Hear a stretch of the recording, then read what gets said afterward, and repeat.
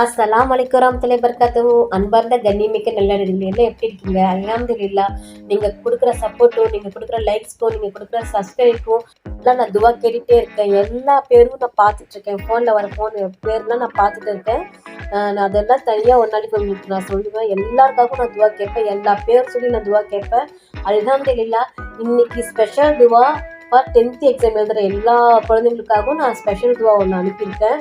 அது எல்லா குழந்தைகளும் படித்து துவா கேட்டு எக்ஸாம் போங்க.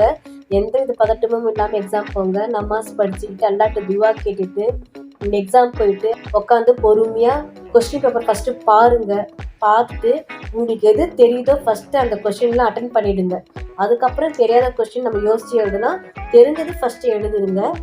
உங்களுக்கு ஒரு துவா இருக்குது, எக்ஸாம் எழுதுகிற குழந்தைக்கு ஒரு துவா இருக்குது. இன்ஷால்லா அது படிச்சுட்டு துவா பண்ணிவிட்டு நல்லபடியாக எழுதுங்க. All the best. நல்லா அல்லாஹ் அவங்க எல்லாருக்கும் தௌஃபீக் செய்வானாக.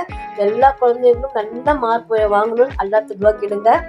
என்ன துவானா, அல்லாஹும்ம த சாலா இல்லம்மா ஜஅல்த சஹலா வ அன்த தஜஅலுல் ஹஸனா இதா ஷிதா சஹலா.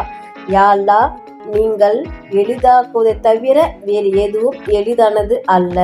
அது உங்கள் விருப்பமாக இருந்தால் கடினமானதை எளிதாக்குவீர்கள். அல்லாஹ் நினைச்சா எவ்வளோ கடினமானதும் லேசாக்குவான். அல்ஹம்துலில்லாஹ். எல்லாம் எக்ஸாம் நல்லபடியாக எழுதுங்க. நானும் உங்களுக்காக எல்லாத்துக்காகவும் துவா கேட்பேன். அல்ஹம்துலில்லாஹ். அஸ்ஸலாமு அலைக்கும் வரஹ்மத்துல்லாஹி வபரகாத்துஹு.